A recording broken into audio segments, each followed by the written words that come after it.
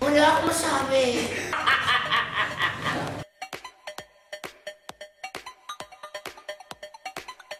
Si Ai kasi, komedyante. Malapit ang puso sa masa. No? Si Ai negosyante rin. Meron din siyang farm. So, ito yung tamang kombinasyon para ma-relay ang aming produkto sa mga gustong magnegosyo ng agrikultura.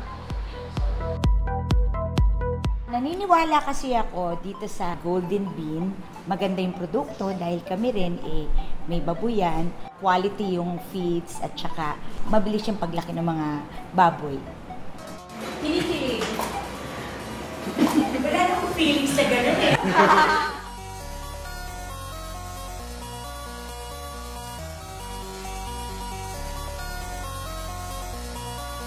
Magagawan kami ni Kagawad Dagul sa puso ni Ma'am Ai.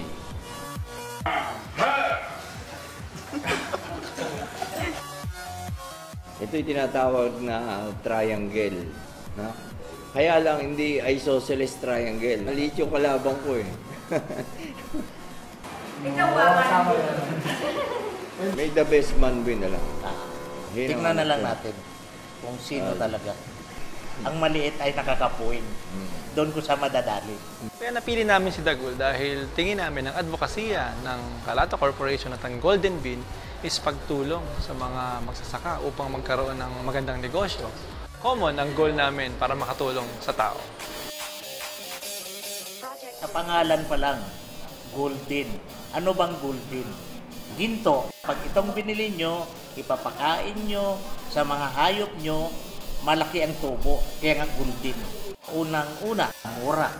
Hindi ka mapapamura. Mura talaga.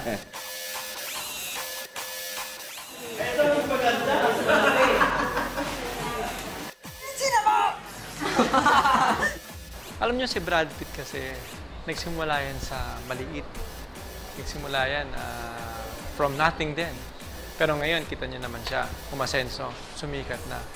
Gusto naming ipakita sa mga tao, sa mga gusto mag-alaga ng baboy, manok, sa mga gusto magnegosyo, na kahit magsimula ka sa maliit, pwede kang lumaki.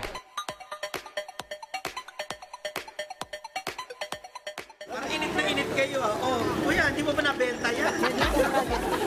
Sabi ng aking nanay, kapag ibigay, nasa pulo. Alam niyo si Brother Mike kasi nagsimula yan sa mahirap. Nagkaroon nga ng mga pagkakataon na mamalimos pa nga yan sa Caloocan. Pero tingnan niyo naman siya ngayon, inspirational speaker. At marami siyang natatouch na mga buhay. Yun ang goal ng Golden Bean, makapagpabago ng buhay ng mga tao. Ang Golden Bean Feeds ay nagpapaalala sa kanila na sana magkaroon tayo lagi ng ginintoang puso or golden heart. Kaya dito nabuo yung kaisipan na ang Kalata Corporation is into cultivating life. We want to provide for our family. Nagkakaroon tayo ng pagkakataon din tumulong sa iba sa pamamagitan ng scholarship program, livelihood programs, at inspirational talks or human development. Because if you have a golden heart at may ginintoang kampuso, mas nagkakaroon ng kahulugan ang iyong paggawa.